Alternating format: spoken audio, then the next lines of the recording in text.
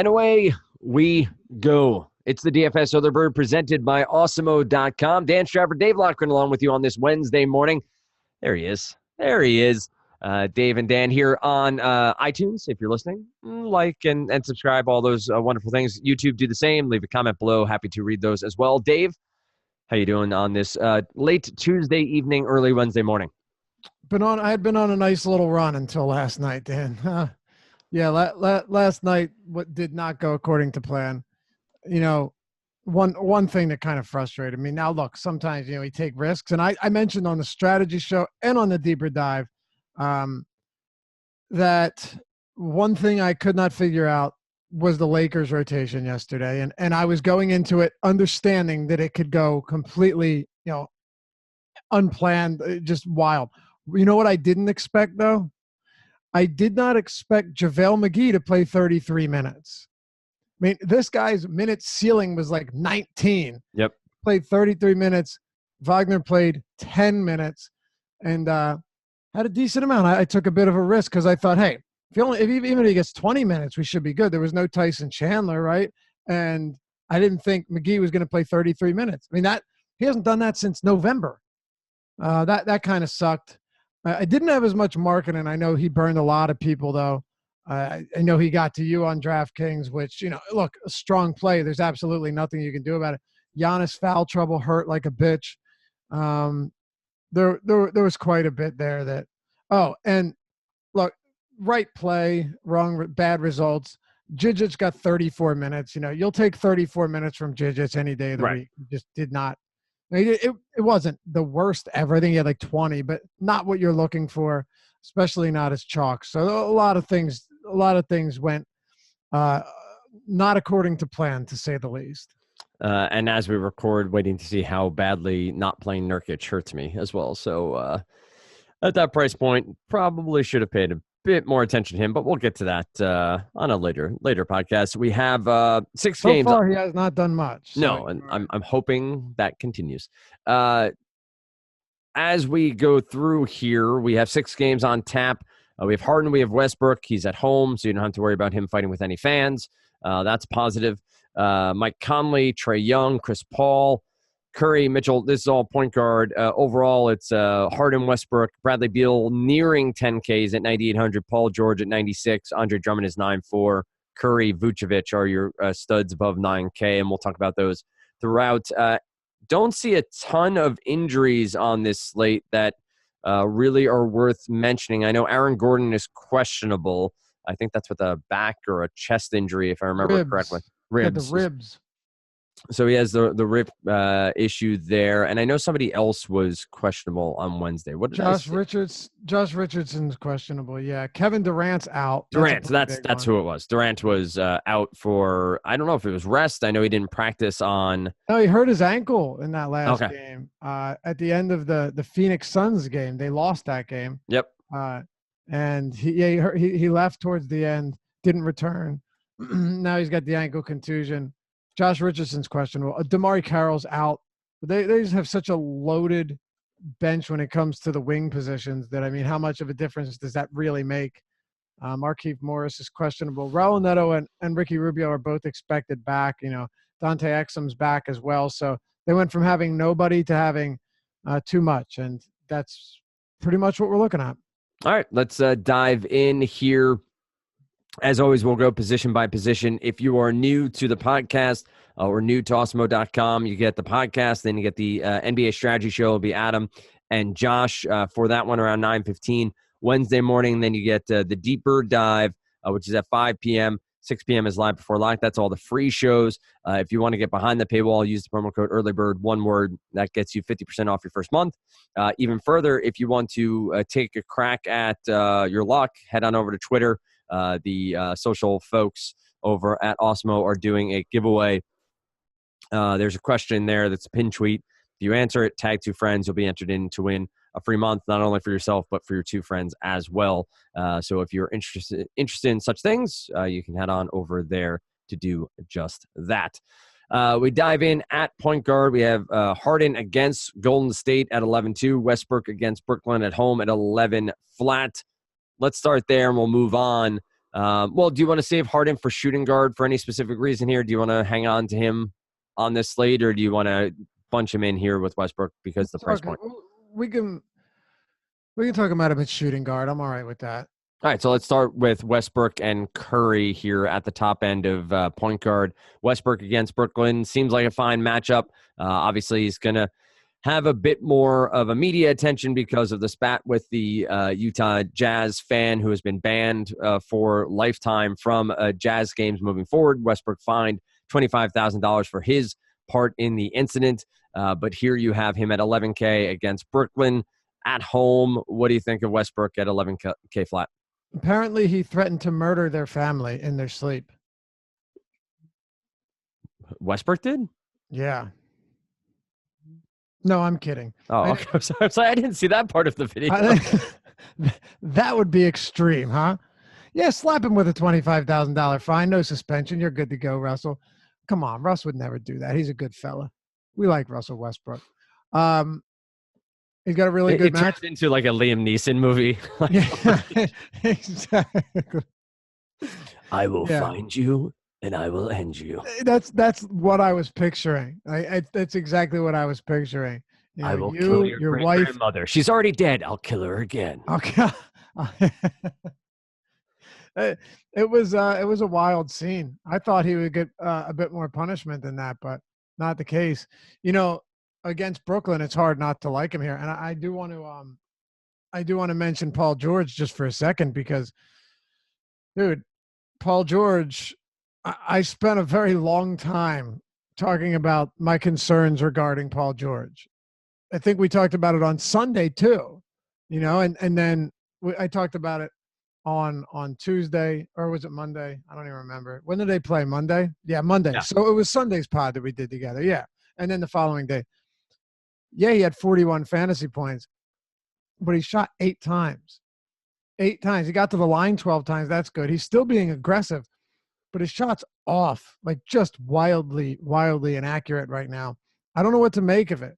What I can say is that, you know, if that is the case, it does make me like Westbrook more than I normally would have. You know, I think that's only fair.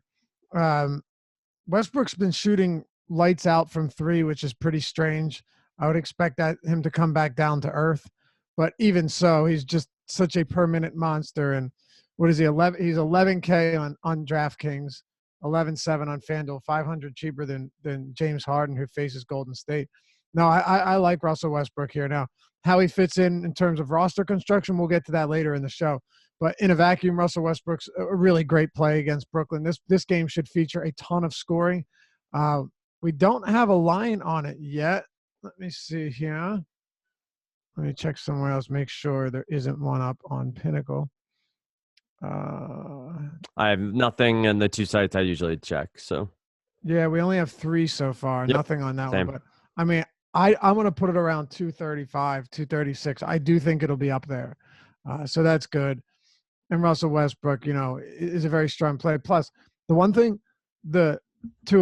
important thing here is that Kenny Atkinson and the Brooklyn Nets, they've done a very good job of limiting 3-point shooting this year for opponents, right? That's one thing. So is Westbrook for himself. So exactly. And he's so good at getting into the lane and scoring around the basket. That's where, I think I mentioned this to you like 2 months ago, that's where I wish he would just do all of his work from. But, you know, the Nets are holding teams to the tied with the Clippers for the lowest 3-point percentage in the league this season. And in terms of attempts, one of the lowest attempts, the 8th fewest attempts. So they've done the 6th fewest attempts. They've done a very good job in that respect. But that doesn't worry you with someone like Westbrook. Sure, it would worry you with someone like Trae Young or Kemba Walker. Not with Westbrook, though. So I definitely like him a lot. Coming down a little bit, we'll save a few of these guys for shooting guard. Mike Conley's an interesting one. He's at 7,800. I was worried here that we'd start to see his minutes decline, but that hasn't been the case. He's played 35, 32, and 35 minutes over his last 3 games. If you're going to get 35 minutes, 34 minutes from Conley in a competitive game with how unbelievably well he's playing right now, really having one of the best seasons of his career, and he stayed healthy through most of it. I really like him against Atlanta. How could you not? I mean, this is literally the most significant pace-up matchup in the entire league that you could get, right? If you just Is there any concern, and I haven't looked a ton into it, but over the last 10, last 15, Atlanta's dropped from the second or third highest paced team on the season down to about 11 or 12. Is that a large enough sample for you to be concerned about, or do you strike it up to noise and just current flow of those games? Well, a few of those things are that they've played a bunch of slower paced teams as well. Detroit, Houston, Chicago twice. Chicago's playing a little bit up in pace, but still not insane. Miami, San Antonio. So they've had a few teams that play up in pace, but then a bunch that have played down. I don't really look at it as all that much because not much has changed on the team, right? Another reason would probably be that you were running out a couple times with Collins out. You were running out like Dedmon and Len in the front court. So that can change things. I'm not worried about it. Okay. But I do, look, you're right. You want to look at more recent samples as well. But on the season, the Kings and Hawks are tied for the fastest pace in the league. Memphis is 30th. You are literally getting an 8 possession per 48 differential here. It's insane. It's insane. I mean, it's the biggest, most significant pacing differential you can get if you're looking at on the season. It's huge. Chris Paul's 6,900 on DraftKings. That's really appealing. But going back to Conley, 7,800, man. I did think his minutes would come down. I was wrong. So I'm going to project him for around 34 minutes. And if that's the case, it's really hard to get away from him. Then we talk about D'Angelo Russell and Spencer Dinwiddie. These are two interesting ones here, right? Because Russell, as we saw when Dinwiddie was healthy before that injury, Russell is very much at risk of losing minutes when Dinwiddie gets hot off the bench. Right. By the way, did you see they held the Pistons to 75 points last game? Mm-hmm. Incredible. I mean, how does that even happen? I wish I knew. But you're talking about 18, less than 20 points per quarter. So I don't think Russell's bad here, but I don't mind taking the savings on Dinwiddie because he played 30 minutes in 2 of his last 3 games. Russell doesn't really have that much higher of a minute ceiling than he does. Dinwiddie against OKC in what is going to be a very fast-paced game. OKC leading the league in pace since the start of January. It may have changed over the last day or two, but they are right up there. That's another really good spot. It's not the deepest position in terms of having a ton of guys. Yep. But there are 3 or 4 that I really like a lot. Well, let's see if there's any cheap guys here. I don't know that there necessarily are outside of a Dinwiddie with potential upside at 6,100, but getting into the real meat and potatoes of the cheap end of the pool, you have a guy like Reggie Jackson and Ish Smith, both against Miami, which isn't necessarily the best point guard matchup. Goran Dragic is on the other side of that at 4,500, still not playing quote-unquote starters minutes, but is still cheap. And then you have DJ Augustin, who can get upwards of 29 to 32 minutes, has a matchup here with the Washington Wizards. Any of these guys, at least again, as we take a first look, worth keeping in a player pool or doing a little bit further research on or some crunching of lineups before completely discarding? Yeah, I mean, nobody I love. Dinwiddie's easily my favorite, like point per dollar guy here. Mm-hmm. I'm going to talk about a few of these guys at shooting guards. So if you think I'm missing someone, I mean, I might be, but there are a few that have eligibility at both positions, and we'll get to them. No, rattle off the list quickly of the guys you just gave me, and I'll tell you again. Because DJ Augustine, Goran Dragic, and any of the Detroit point guards, Ish Smith or Reggie Jackson. Yeah, I think Augustine will be the most interesting, but it's still hard to really get on board with him. If he plays 30 minutes against Washington, Washington, dead last in a number of categories against opposing point guards this year. If you're desperate for opportunity, like cheap potential at the position, you hope Augustine gets you 30 minutes. But aside from that, it's pretty shallow, man. All right, let's take that turn to shooting guard where we get to talk about James Harden at the top end. He's 11-2 on DraftKings. That is obviously our most expensive player on the night, just 200 more than Westbrook on DK. Bradley Beal is at 9,800. We talked about him extensively on Monday's podcast. Didn't necessarily have the biggest night, but was on the precipice of. He didn't shoot great, did not have the best night, but 27 points, 9 rebounds, 9 assists. picks up that triple-double, all of a sudden that number blows up just a little bit more to right near 70 points, which would have been pretty good. I'm pretty sure he was in a lot of winning lineups. On Monday's slate, you have Steph Curry, Donovan Mitchell. We've talked about Booker, Russell. We've gone through. Klay Thompson has strung together a few really solid games, 3 out of 4, where could be a bit of a slate breaker, but his price tag up to 7,200. Then you're talking about Oubre and Satoransky and Dinwiddie. What do you have at shooting guard? Yeah, Harden against Golden State's obviously an interesting one. I do like Westbrook more than him, though. So, I mean, I don't think we need to spend a whole lot of time on this. You know, on DraftKings or on FanDuel, I know they're different positions, but you're not plugging both of them in. You get a $500 discount on Westbrook. And really, shooting guard is not that shallow on FanDuel. Now, the problem is that, well, I guess it's not super deep, but there are a few guys we'll get to in a minute. The one issue here is Bradley Beal's 11-2. I mean, that's insane. And I mentioned this in the deep dive article the other day, the 9.8 or 9.7 price point on DraftKings is actually very justifiable. And what I mean by that is simple. If you look since the trade deadline, Bradley Beal is averaging 30 points, 8 assists, 5.8 rebounds, 2 steals, and 55 fantasy points per game. So over that stretch, the 13-game stretch, he's 5th in the league in scoring, 7th in the league in assists, 2nd in steals, and 6th in fantasy points. So when you compare that to other price points of guys, you know, like Giannis and Jokic and Harden and Westbrook and George and, you know, keep going, Karl Anthony Towns and Durant and all of them who are either a little bit more, a lot more, or a little bit less expensive, Bradley Beal fits in perfectly. You know, he's not overpriced at that $9,800 price point because he has been that good. He's been, and you know what's different about him than everybody else, not named Paul George? He's averaging 40 minutes per game. Right. Like in regulation, you know, low end 38.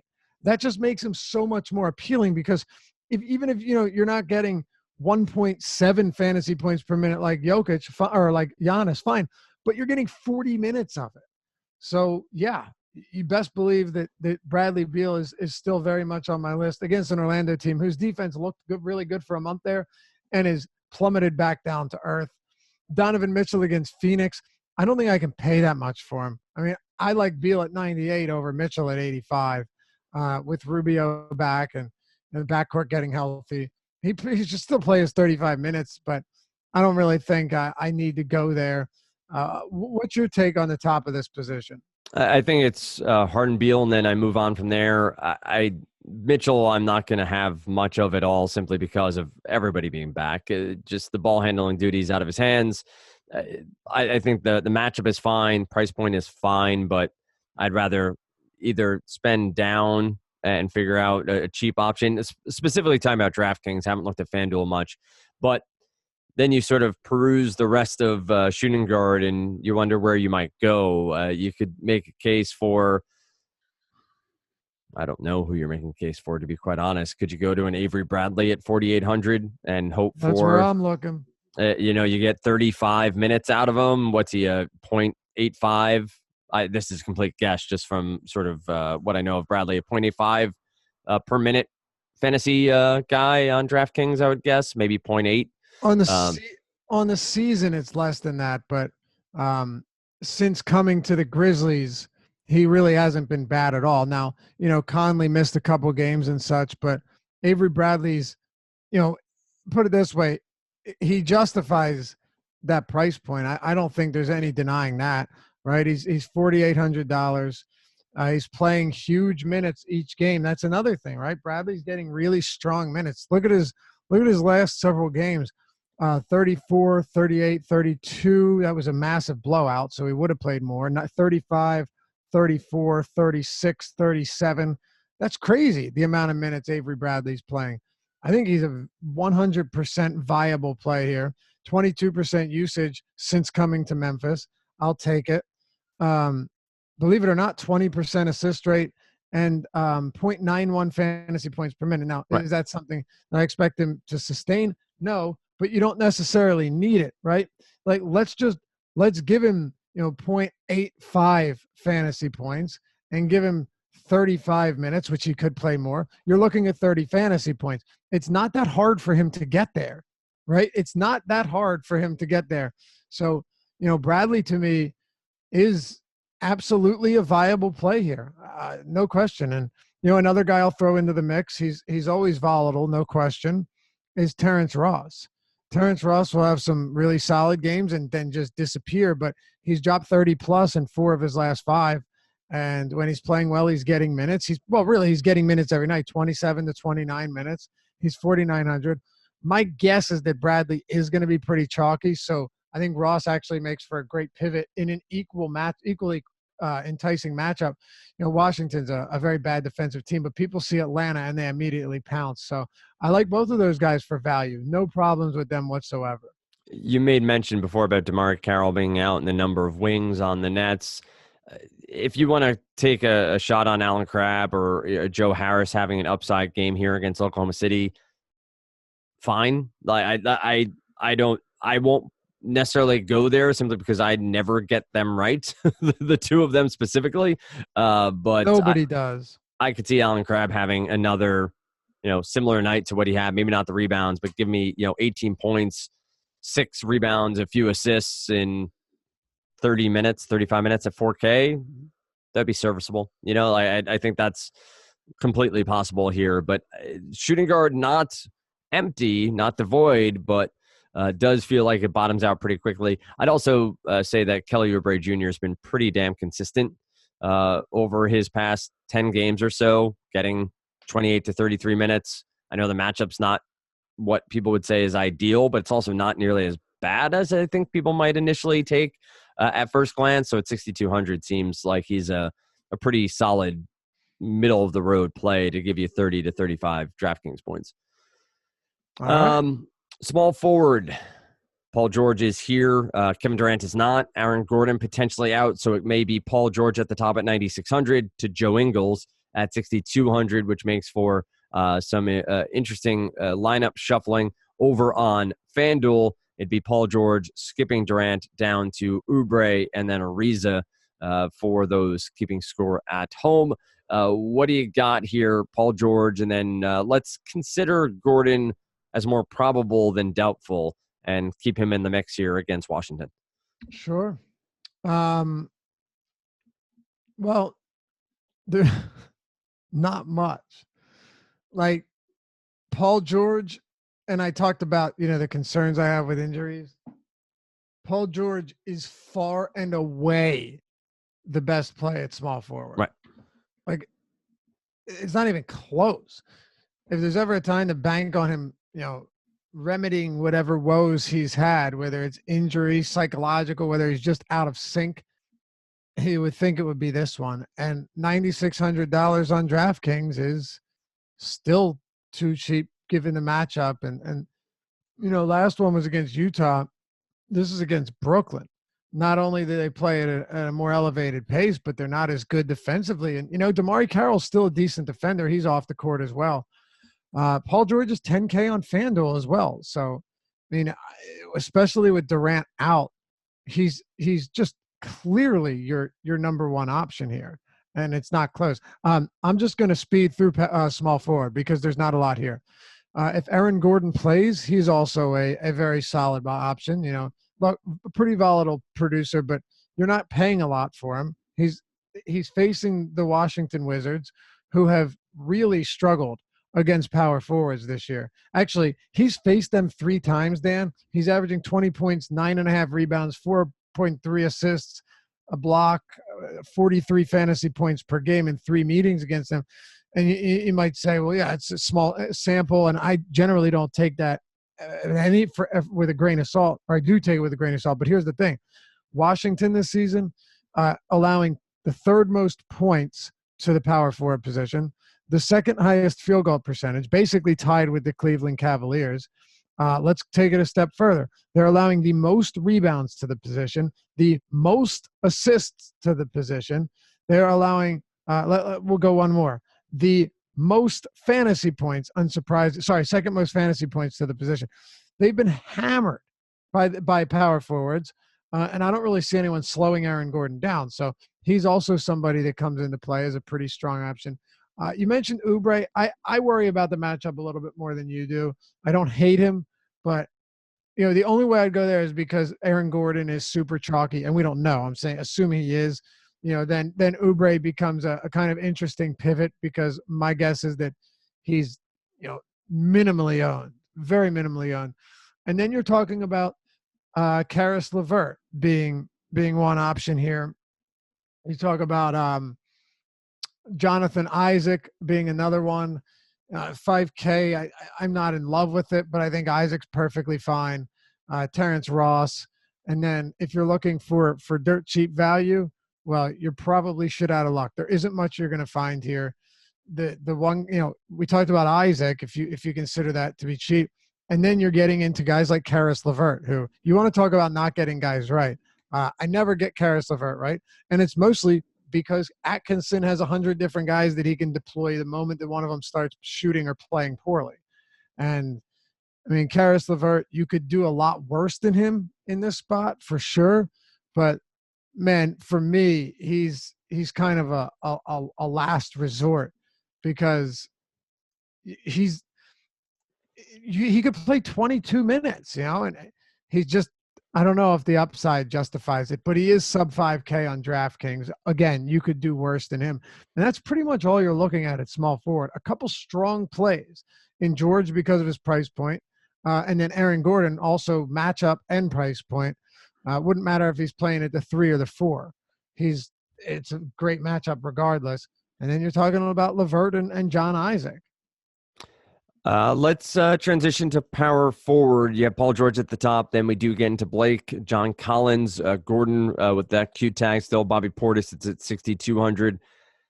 What do you make of Blake and John Collins here? Don't know much about recent history since Jim Michael Green is gone and since Marc Gasol is gone, how Memphis is against bigs. Collins at 7,600 obviously has the athleticism to hang with pretty much anyone. How does his matchup play for you here? And what do you think of Blake, who's been seemingly a bit more underwhelming of late than he has exceeding expectations? Yeah. Who's he facing? Who is Blake? Blake has the Miami Heat. John Collins has the Memphis Grizzlies. Spell out Miami's initials. He's been MIA. Is that what we're going for? Yeah. He's been MIA. You're damn right. Well done. Blake Griffin has been MIA. For those of you wondering what that means, Dan? Look it up. I mean, come on. Missing in action. He's been missing in action. That's right. I forgot what it meant. No, I'm kidding. I'm kidding, of course. He's been MIA, man. He really is not. Like, you look at, let me just read these off. Fantasy points, last 10 games. 23, 33. Then he dropped 53. That was a pretty strong triple-double, right? Or 55. Non-bonus sites, you're getting around 50. 49. 37, 37, 37, 31, 35, 46, 28. So if you're to say, listen, Blake Griffin's well underpriced. Is he? I mean, yes, if you're taking what he's done on the season as a reference point, and to some extent, of course, you have to. But there's no way I can not look at what he's done recently. Now, there have been some blowouts. Understood. They blew out Chicago and they were blown out by Brooklyn. He shot 1 for 10 in that game, Dan. And there have been some other games that he lost minutes as a result. So I think you can chalk some of this up to just bad game flow. But then he just hasn't been great on a per minute basis. Against Miami, I don't love the spot. I don't hate it, but I don't love it. John Collins has Memphis. I don't love that either. So, I mean, this is the way I see it. If you're playing these guys, you're playing them because you think they're too cheap, not because you like the matchup or you like the way Blake has been producing lately, because neither of those would make any sense. John Collins, on the other hand, has looked spectacular, and he should probably be more expensive. I'll tell you what. First of all, let's keep one thing in mind. Will Lloyd Pierce limit him to 30 minutes again? That's Sure. One important thing, because he mentioned that he was limiting him to 30. If we see that minute limit increase and he's at like 32, 33, or he's just off of it entirely, well, then then he becomes even more appealing, right? I mean, the weird thing though, Dan, is think about this. He is limited to 30 minutes because of an illness that he had, not an injury. Unless I'm wrong and I'm missing Yep. something, but I'm almost certain he was dealing with an illness. Yep, I believe so. So, yeah, 7,600 on John Collins, just with the way he's played, is really nice. And then on FanDuel, you can flip it around. Now, Aaron Gordon 7,100. He's power forward on FanDuel, but Blake Griffin's 8,100, same price as he is on DraftKings. John Collins is 8,800. He's a $700 markup from Blake Griffin on FanDuel, right? On DraftKings, he's actually $500 less expensive. So if you're going to roll with one of these guys, neither have great matchups. One of them has been playing really well. One of them has been playing poorly, but we know can play well. I'm going to go with the guy that's, half $1,000 or more dollars cheaper on each site. I think that makes sense. I think I followed. I think I got it. I think I can. I didn't think it was that difficult. No, I think we're fine. I think everybody's caught up. We'll get there. We can go back to defining what MIA means. Anybody power forward feels a little lacking on this 6-game slate. Oh, what else, if any, stand out now? And obviously, Dave has your write-up each Monday, Wednesday, Friday for NBA. That is the deep dive. You need to be a member of Osmo.com to get that 50% off using the promo code EARLYBIRD of your first month. Any other names worthwhile here? Yeah, I mean, I never hate Bobby Portis. I still see him as being a reasonably priced player. 69 on FanDuel, 61 on DraftKings, 62 on DraftKings. You look at the minutes that he's been playing recently, 31 and 33 over his last 2 games. I think you probably see him get around 30 in this one. Around 24% usage player per minute wise. He's one of the better power forwards in the league. Centers now. He's dropped 40 fantasy points in 3 straight games. And the only reason I mention that is because Bobby Portis doesn't need huge minutes to give you strong numbers. That's one thing I like about him. If he plays 28 minutes, he can still pay this price tag off. He's a high energy guy who rebounds well and can score around the basket well and is actually a decent 3-point shooter, 41% on the season. I like Bobby Portis. Against Orlando, it's not a great matchup. It's not a terrible matchup, but it's better than Miami and Memphis. I can tell you that. And he's also, discounted. Move past that though, and it really starts to thin out, man. Like you're talking about. I'll give you a couple here, and we could discuss them and then close it out. Like you're talking Josh Jackson against Utah, and he's playing like 21, maybe he'll get 25 minutes. If he has 25 minutes, he's 3,700. But I mean, talk about a highly risky play here. That would be him. Draymond Green. Here's another one, and Draymond Green, who you really at this rate have no idea what you're getting from, but it's probably not going to be great. Against the Houston Rockets, I don't hate it, but there's really no one. There's nobody that stands out as just an outstanding play here. That you're right. I mean, am I missing? I must be missing someone. You have Derek Favors. So you have Derek Favors against Phoenix, but Derek Favors has seen his price come up pretty dramatically recently, and Right. You're paying close to $6K for him. That starts to get a little uncomfortable. 6,400, and it's for FanDuel. a low 20 to 25 minutes. Exactly. It's not as if he's playing 30, 35 minutes. Right. Absolutely. Yeah, that's one of the issues that we have here. If it was the other way around, and he was playing, 30 minutes, of course I'd be on board. And then you have the Atlanta Hawks, but you look at the guys that are getting the minutes at the 4. There's just not there's too many minutes going to too many different people. So there's no one that we can really exploit that matchup with, which leaves us really with nothing. It's outside of the guys we discussed. It's Jay Crowder. It's Jay Crowder night. Well, I did forget one guy. Yeah, he's all yours. I did forget one guy. I think we have to consider Jeremy Grant. Okay. 4,800 on FanDuel. What is he? Jeremy Grant is 59, so that's a little less appealing. But 4,800 really isn't bad here. He's going to play 30-plus minutes, probably 4 minutes in a close game. With everybody healthy, he's not great, but against the Nets in what I'm right now projecting to be the highest scoring game on the slate. Let me check again. Yeah, I expect that to be the highest scoring game on the slate, potentially be up by a wide margin, depending on what Houston Golden State does. I think Jeremy Grant has to be considered just due to the lack of options alone. It's Jay Crowder. I get it, but solid 29 to 32 minutes, rebounds. Jay Crowder. 5K. We'll see what happens. Don't know what my lineup construction is going to be, but we'll have some fun. That's what we'll do. Let's close it out with some center talk. You have Drummond against Miami. Vucevic has Washington. Seems like a prime spot. Gobert in a very good spot as well at 8,200 against Phoenix. Cousins and Capella. Jonas Valanciunas is against Atlanta. Prime spot. Adams against Brooklyn. Yes, please. At 6,300. You can talk about Ayton at 6. Center is very deep. Very, very deep.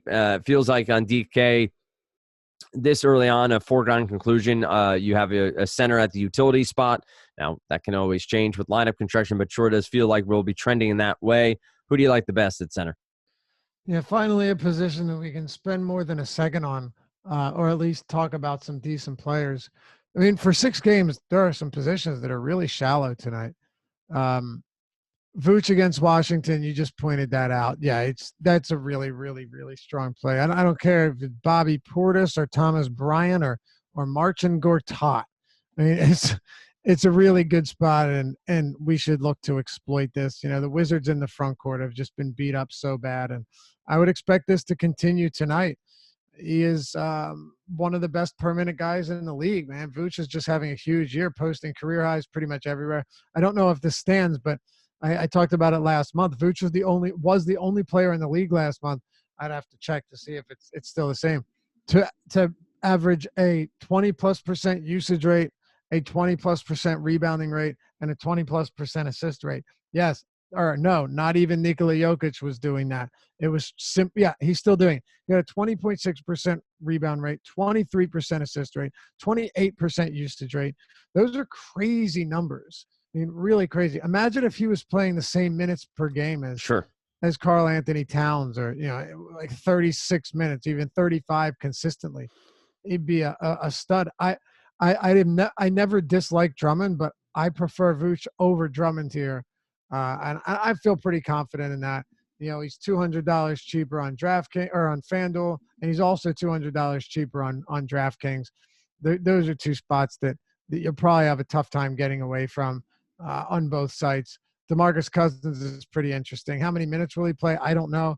I think Steve Kerr might begin to tinker with the rotations. I wouldn't be surprised to see that happen. And we'll see how Durant being out affects things. Yep. DeMarcus Cousins, look, Clint Capella is a fine defender, but he got a pretty big size advantage over him. And I think Cousins is perfectly reasonable here. If he gets you 30 minutes, 29 minutes at that price, he has an opportunity to post huge numbers. Capella on the other side, here's the thing. They used to be very good with Dre at the 5. They were great at taking away the alley-oops and pick and rolls, which really kind of curbed Capella's upside. Where I'm at on him today, I get it.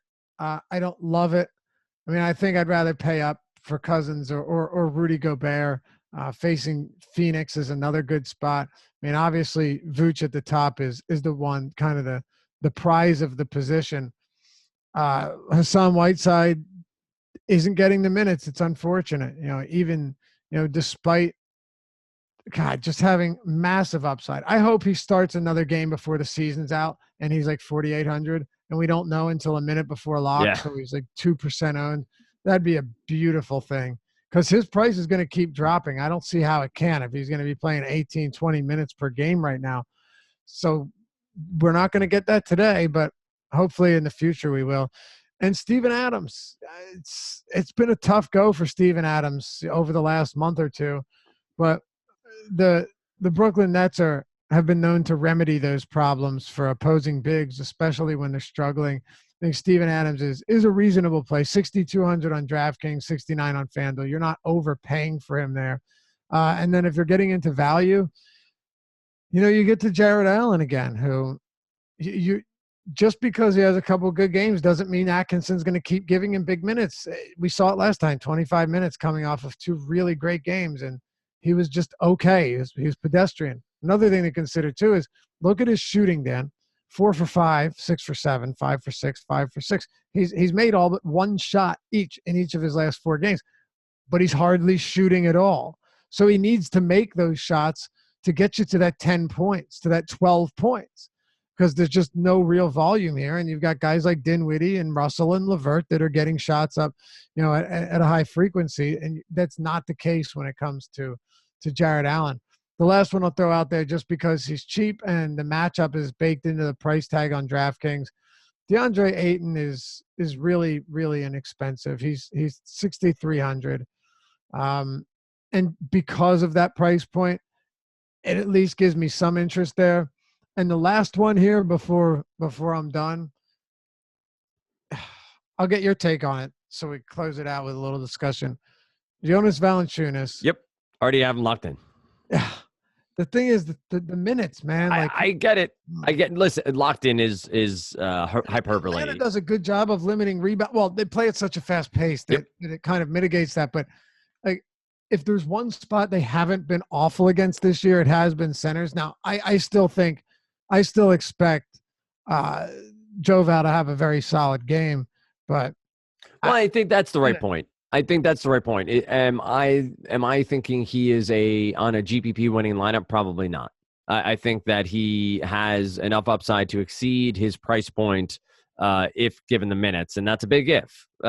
So I like him a lot here. I have Adams and Valanciunas as sort of the centers I put into my lineup here as we were doing the show. I think there's plenty of upside at the top end of the position. I think there are plenty of ways to go. But Adams, I know, has not been great, but I will play any center against the Nets that has a pulse.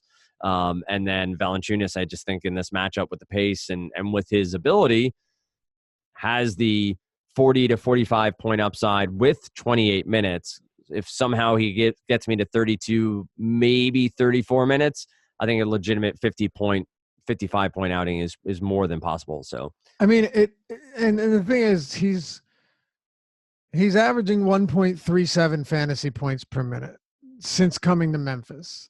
You give him, say, if he plays 26 minutes, this is just the average. This is not including the matchup against Atlanta and the pace increase. You're looking at, if he plays 25, 26 minutes, between 35, 36 fantasy points.